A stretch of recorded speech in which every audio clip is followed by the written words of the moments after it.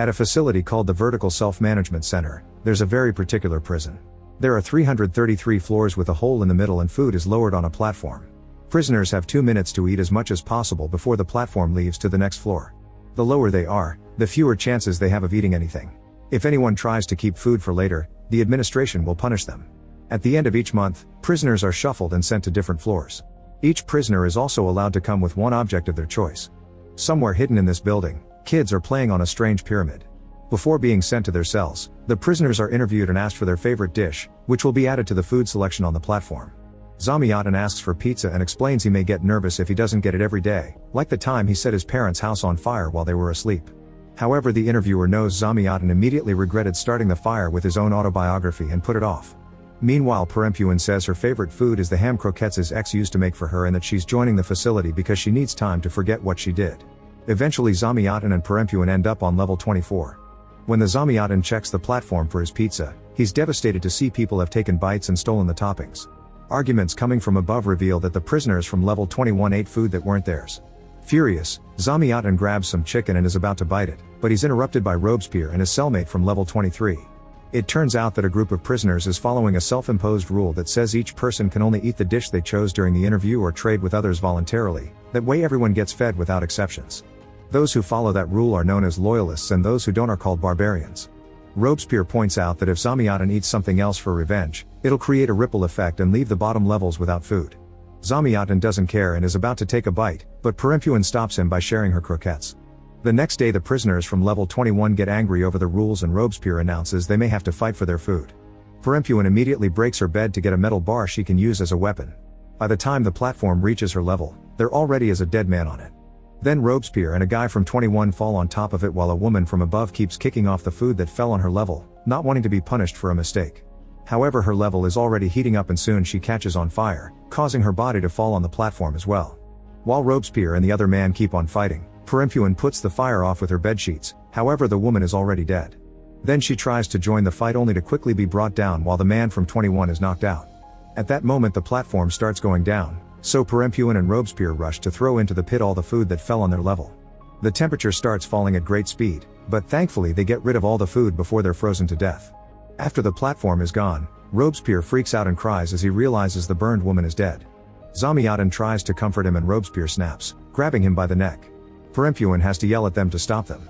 The unconscious guy from 21 is tied up and Robespierre announces he'll take the body down the levels to look for the anointed ones. Zamiatin doesn't understand, so Robespierre shares the story. Some time ago there was a man who became known as the Master or the Messiah. He was the one that came up with the fair distribution rules, but nobody knows if he's still alive or he ever truly existed. The Master sent a message of hope, saying he survived a whole month in a low level without eating by meditating. The following month he woke up at the very bottom where food never reached, so he chose cannibalism and fed the needy with his own leg. Those who ate the Master's flesh are the anointed ones, and since then they've spread the Master's message of solidarity. Zamiatin doesn't believe the story and yells that he hasn't eaten in 2 days before the lights go out. Robespierre ignores the mocking and throws the burned woman's body into the pit. As it falls, it hits the edges of the different levels and the body starts breaking. Eventually all the pieces land on the bottom, where cannibals grab them to feed. The next day the platform brings the pizza Zamiatin wanted and he finally gets to eat. Robespierre eats his dish and throws the food of dead prisoners in the toilet. He explains that arbitrary leftover distribution only favors a small few and would only cause more fights and violence. Then Robespierre assigns a few dishes for Zamiatin and Perempuán to protect before leaving on the platform with the prisoner. Days start to pass and Zamiatin and Perempuán eat their own dishes. They throw away the leftovers to avoid trouble, but when nobody is looking Zamiatin eats a bit as well. Each day the duo grows closer and they start helping each other with intimate things like grooming and sharing their food. To keep herself busy, Perempuán doodles on the wall by scratching it with razors. On the last day of the month, Perempuán invites Zamiatin to draw something on the wall too. However, he says he's more of a science guy and dedicated most of his life to study math. Zamiatin writes an equation on the wall and explains it made him quit because the solution is an imaginary number. He'd concluded that if they accepted something without a physical reality as a correct solution, then he couldn't trust math again. That day he left his job at the university, his research, and abandoned his family to go back to his parents' house. Later that night they hear that the food reached level 175, which never happened before. Everyone starts celebrating and Perempuán asks Zamiatin to dance with her. After some hesitation, he agrees and they have fun together. The next day Zamiatin and Perempuán are horrified to wake up on level 180. When the platform arrives, it has no food at all. Days pass and the duo has to suffer through their hunger. Once again Perempuán draws on the walls to keep herself distracted.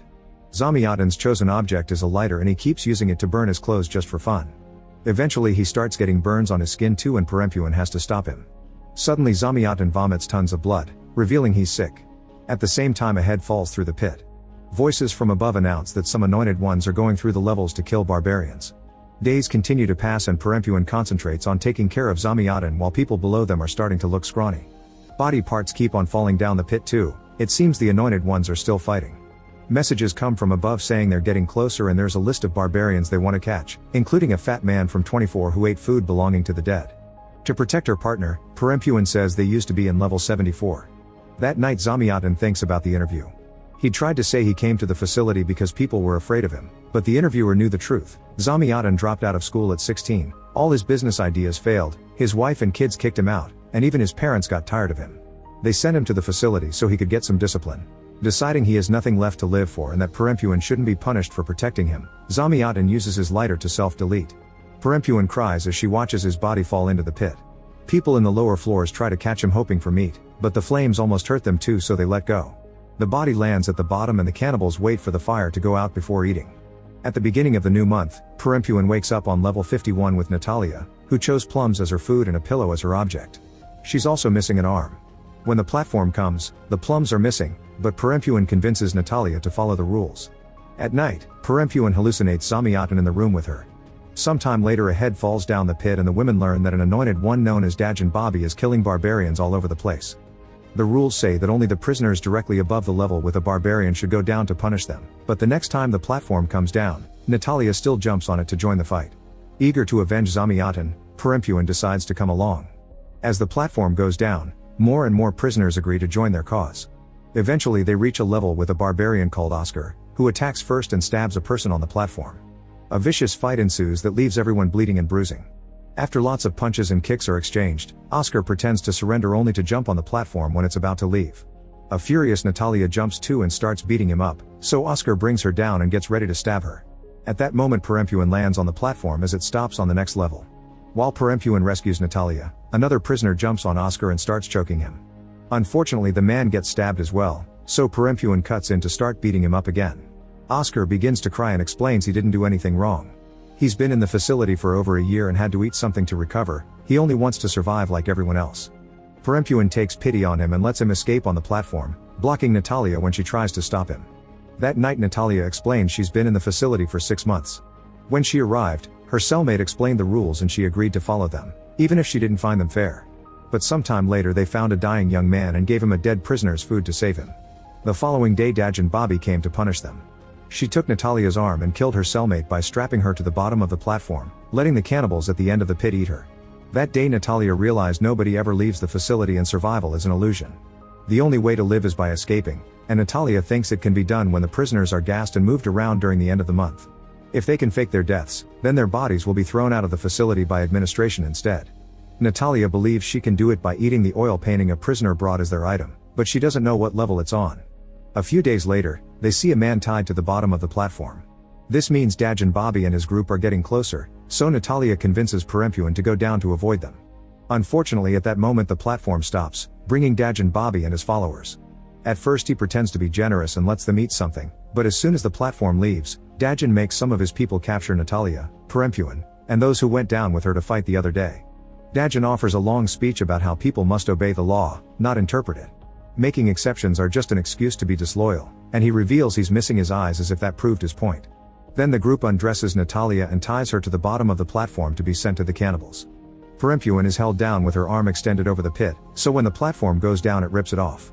Meanwhile in the mysterious room, the kids continue to play as they appear to multiply. The next month, Perempuán wakes up on level 72 and meets her new cellmate Trimagasi, whose object is a knife. Him being alive reveals this story happens before the first movie. When the platform arrives, Trimagasi eats without following the rules. Perempuán has given up on this unfair justice and jumps on it, inviting Trimagasi to come along. As they go down, Perempuán convinces more barbarians to join her, including Oscar. There are so many people who hate the Loyalists that soon the platform is pretty crowded. A few levels later, Perempuán announces their group is big enough and they get off the platform. It's then revealed that the infamous painting is in that cell and finding it had been Perempuán's objective all along. Recruiting fellow barbarians had only been a way to gain protection. The next day, Dajan Bobby makes sure to empty the platform before it reaches the level with Perempuán's group. He explains he'll wait for them to be weak to attack and kill them, but he'll consider mercy if they surrender now. An argument ensues on how to proceed and some barbarians leave for the lower levels. Suddenly Trimagasi interrupts the argument with an idea: they should all go down and eat any loyalists they find. The group loves the idea, and while they celebrate, Perempuán remembers sharing her story during the interview. She used to be an important artist, and the painting Natalia had been looking for had been her object all along. Her fiancé had a child from another marriage, and Perempuán had accidentally killed him. The next time Perempuán wakes up, she tastes meat in her mouth.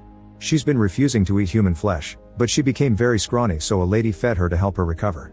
Seeing hallucinations of all her fallen friends, Perempuán has no choice but to start eating the meat the barbarians offer her. Sometime later the platform is approaching, and while everyone is getting ready to fight, Perempuán hides the painting in her pants, which is noticed by Oscar. The platform arrives with a bunch of mattresses that suddenly fall, revealing Dajan Bobby and his group of loyalists, who immediately attack. A vicious fight begins and both sides start killing opponents without mercy, covering the entire place in blood. It becomes difficult to see who is who, and Trimagasi accidentally stabs a woman he had a crush on.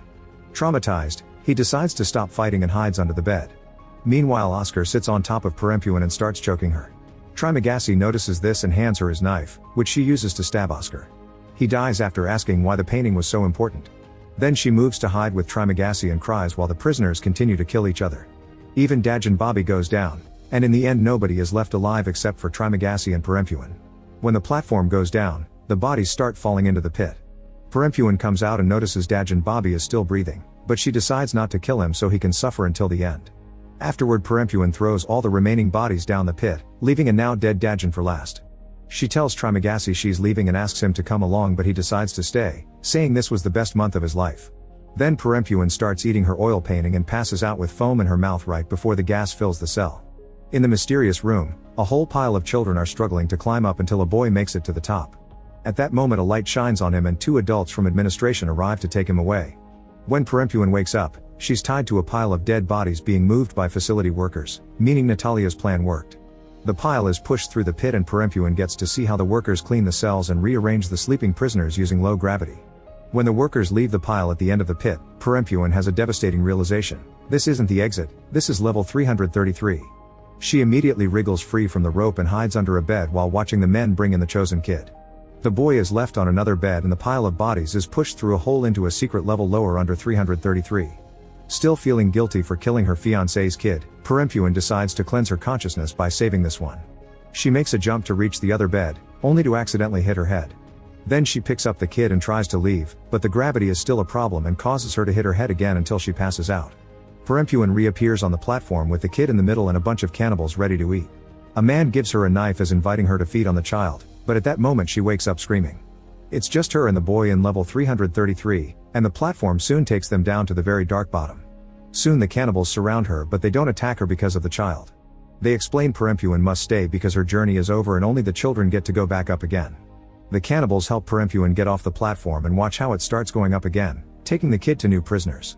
As time passes, more and more prisoners arrive to the bottom on top of the platform carrying a child. It seems the facility keeps a bunch of kids as a tool to manipulate the prisoners, using them as a fake sign of hope or to stop anyone from trying to escape. This includes the ending of the first movie, showing Goreng arrive with a girl while seeing a hallucination of Trimagasi. Goreng gets off the platform so the girl can go up again. At that moment Perempuán finds Goreng and hugs him, revealing he was her fiancé. Make sure to subscribe and turn on notifications so you can watch more videos like this. Thanks for watching.